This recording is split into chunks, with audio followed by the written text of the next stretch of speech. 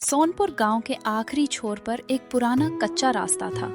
दिन में उस रास्ते से किसान आते जाते थे, लेकिन सूरज ढलने के बाद उस रास्ते पर कोई पैर रखने की हिम्मत नहीं करता था। कहा जाता था कि उस रास्ते पर रात के समय एक छलावा दिखाई देता है।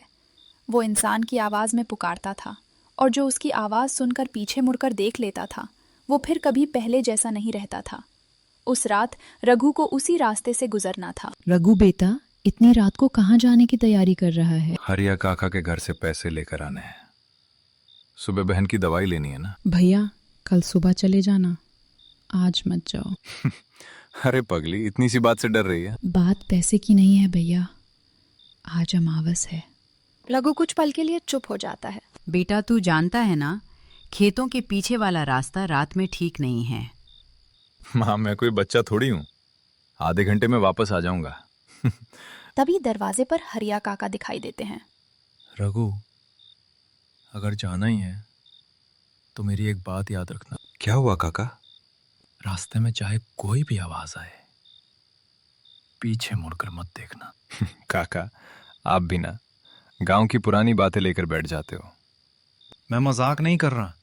अगर पीछे से कोई तेरा नाम लेके पुकारे, हाँ, तो समझ लेना कि वो इंसान नहीं है। और अगर मैं मुड़ गया तो फिर रास्ता तुझे वापस नहीं आने देगा। रघु ने बात को मजाक समझकर अपना सामान उठाया और घर से निकल पड़ा।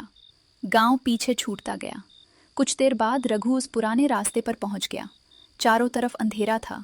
पेड़ों की शाखाएं हवा में हिल रही थीं। बस थोड़ी दूर और फिर हरिया काका का घर आ जाएगा। वो तेज कदमों से चलने लगा। अचानक रघु रुक जाता है। कौन है? कोई जवाब नहीं। वो फिर चलने लगता है। इस बार आवाज उसके पीछे से आ रही थी। रघु की चाल धीमी हो जाती है।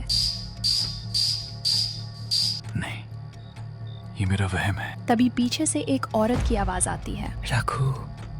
रघु के कदम वहीं रुक जाते हैं। उसकी सांस तेज हो जाती है। रघु बेटा। माँ। वो पीछे देखने ही वाला होता है। फिर उसे हरिया काका की बात याद आती है। चाहे कोई भी आवाज आए, पीछे मुड़कर मत देखना। नहीं नहीं रघु, आगे देख। वो आगे बढ़ता है। पीछे से आवाज फिर आती है। रघु, मुझे अकेला छोड़कर मत जा। रघु की आंखों में आंसू आ जाते हैं। माँ। वो रुकता है, लेकिन इस बार पीछे नहीं देखता। अचानक आवाज बदल जाती है। रघु। रघु कांप जाता है। पीछे क्यों नहीं देख रहा? रघु के शरीर में सिहरन दौड़ जाती है। वो भागना शुरू कर देता है। रघु जितना तेज भाग रहा था, उसे उतना ही लग रहा था कि रास्ता खत्म ही नहीं हो रहा। कुछ देर बाद उसे सामने एक लालटेन दिखाई दी। शायद कोई घर है। वो लालटेन की तरफ बढ़ा, लेकिन वहाँ कोई घर नहीं था। सिर्फ एक बूढ़ा आदमी पेड़ के नीचे बैठा था। बाबा, आप यहाँ? बहुत देर कर दी बेटा। क्या? तुझे घर जाना है ना? हाँ। बूढ़ा सामने की तरफ इशारा करता है। सीधा चले जा। धन्यवाद बाबा। वो आगे बढ़ता है। कुछ कदम बाद अचानक उसे कुछ अजीब लगता है। वो पीछे से बूढ़े की आवाज सुनता है। रघु। रघु रुक जाता है। पीछे मत देखना। आपको मेरा नाम कैसे पता? कोई जवाब नहीं। रघु आगे बढ़ता है। फिर उसे वही पायल की आवाज सुनाई देती है। कौन है? मैं हूँ, कौन? जिसे तू पीछे छोड़कर जा रहा है। मुझे जाने दो। अगर इतना ही आसान होता तो हरिया काका आज भी जिंदा होते। क्या कहा? रघु धीरे से आगे बढ़ता है। उसे दूर एक पुराना टूटा हुआ मंदिर दिखाई देता है। वहीं उसे हरिया काका दिखाई देते हैं। काका?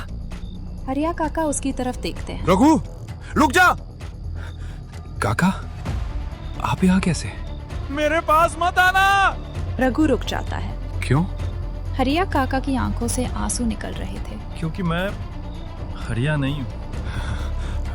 कौन हो तुम? हरिया काका जैसी शक्ल वाला वो आदमी मुस्कुराता है। तूने पीछे नहीं देखा?